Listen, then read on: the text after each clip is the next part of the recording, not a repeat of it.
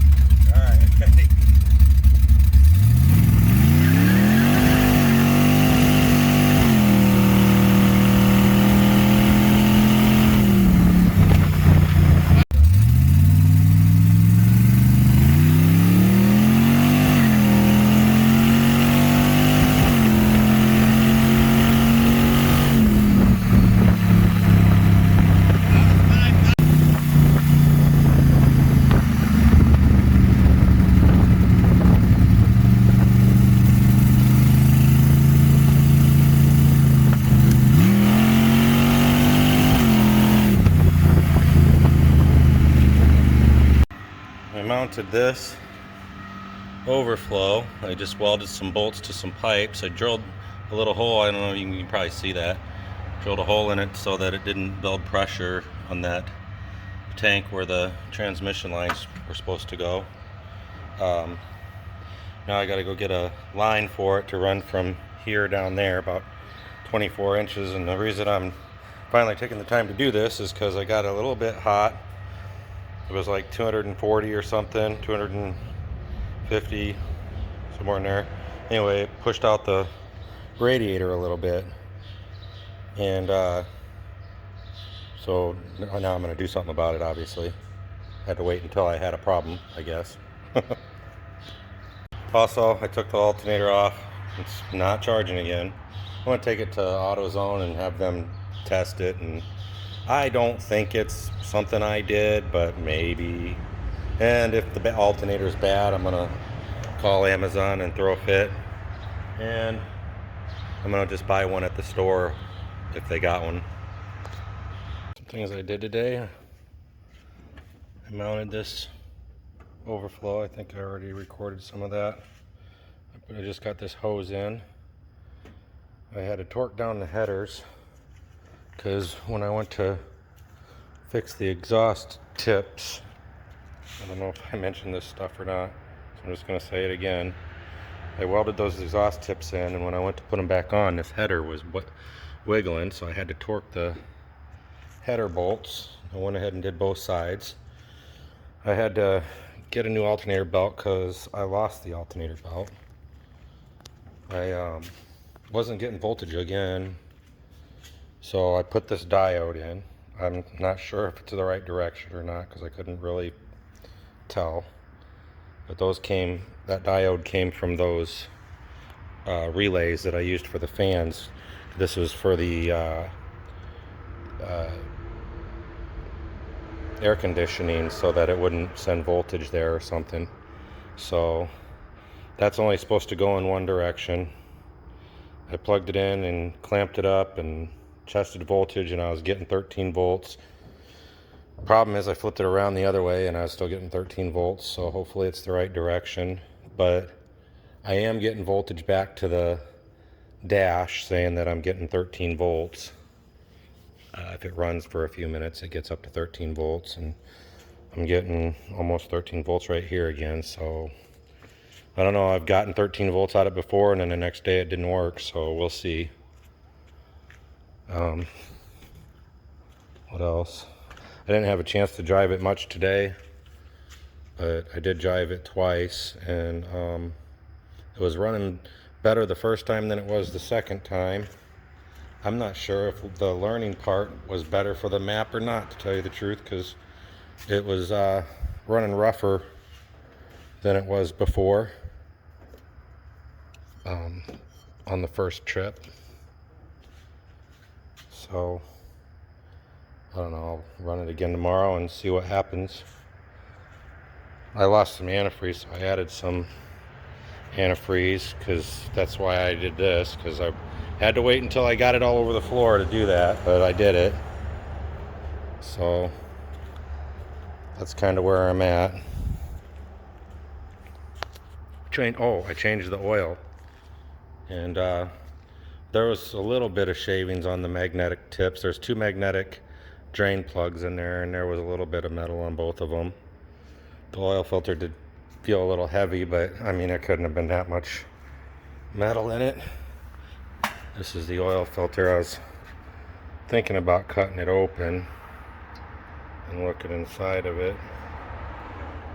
I've never really done that before though, so I really don't know what I'd be looking for besides metal shavings, obviously. So yeah, it's got fresh oil change now, and I only ran a few tanks through it, so I mean, it's a small tank for a V8. Should be like a 20 or 30 gallon tank for a V8. It's only a 15 gallon tank, so you know, 4 tanks is more like 2 tanks. So I didn't run it very much on the first oil. The second oil change, I'm gonna run it probably a little longer,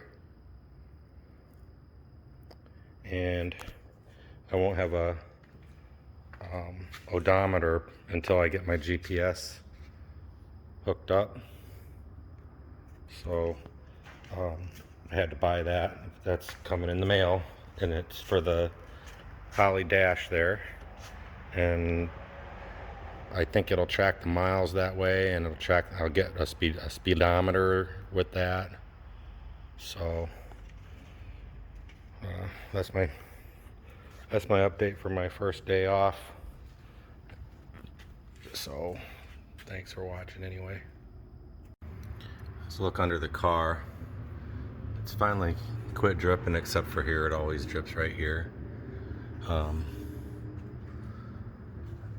It's all over the car. You can see the shininess even on the drive shaft when you shine the light here. See, this is transmission fluid. It's all over the tank. And I'm trying to decide. Can't all be from there because it's back here too. See, it's shiny there. See there, it's not so shiny. I mean, there's been oil there because there was an oil leak there before from when the power steering and stuff was leaking. So right there, that almost looks like a gasket leak. But then he goes straight up, and that's the gasket there. And then right up here,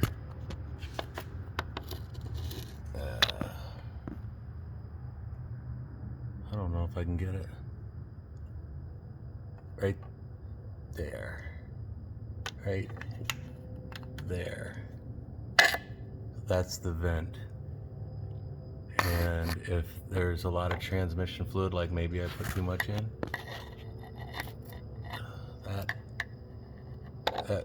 there it is. See that vent right there? It's leaking down and around and all onto this stuff. And it's coming down here. At least this is my theory. That's my theory. Because before I switched this pan, this was leaking before. The pan wasn't leaking. Okay, so I don't think the pan's leaking now. But one thing I did do was, since I had a bigger pan, I added more fluid. But I might have added too much fluid.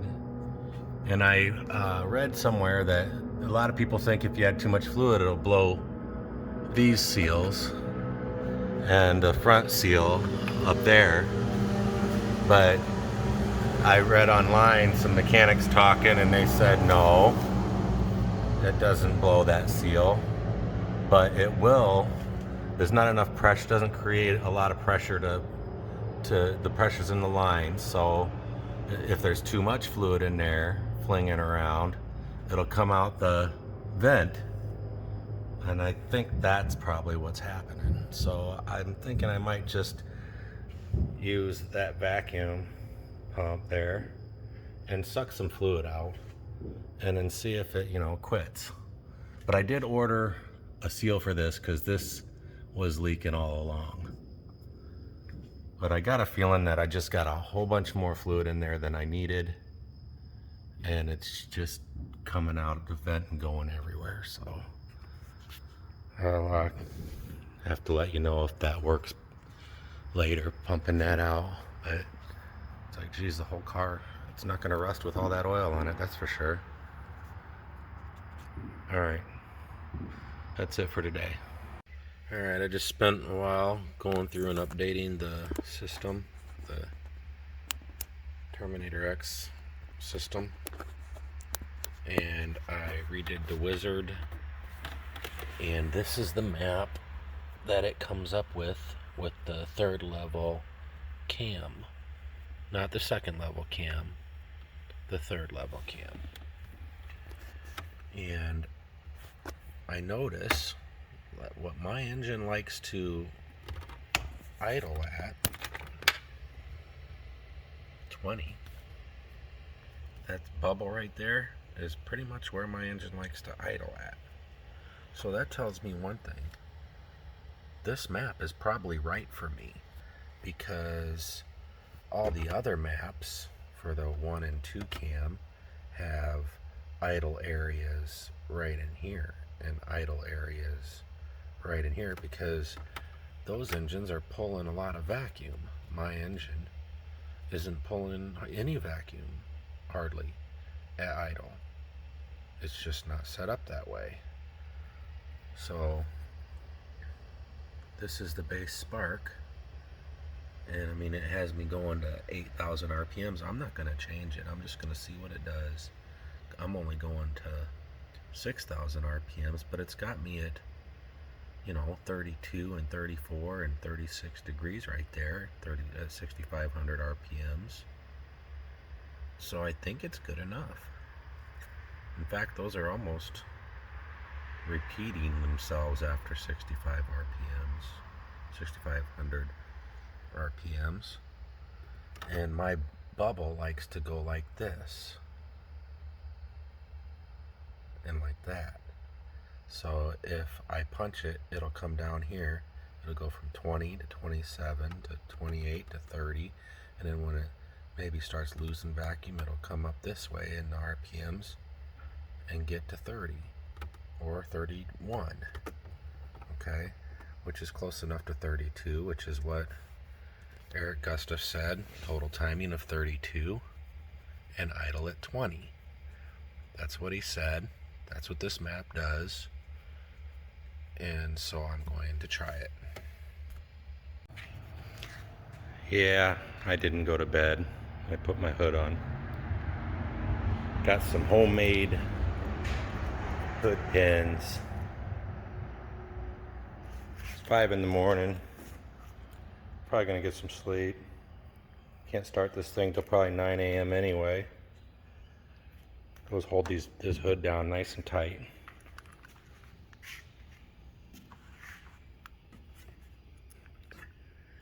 Yep.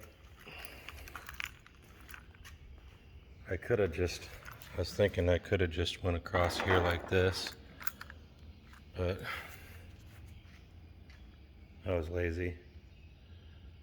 So now I got to figure out some kind of hood scoop to put on that, because I want to be able to not have to stop when it rains and figure out a way to cover that if I can't get into some kind of shelter. So I'll need to put a scoop on top of a scoop or something. I don't know. And did I tell you I riveted a license plate over the shifter hole? That'll make it a little more comfortable. Get some kind of caulk or something and seal some of those little holes up, but got that done too. That was earlier yesterday, I mean.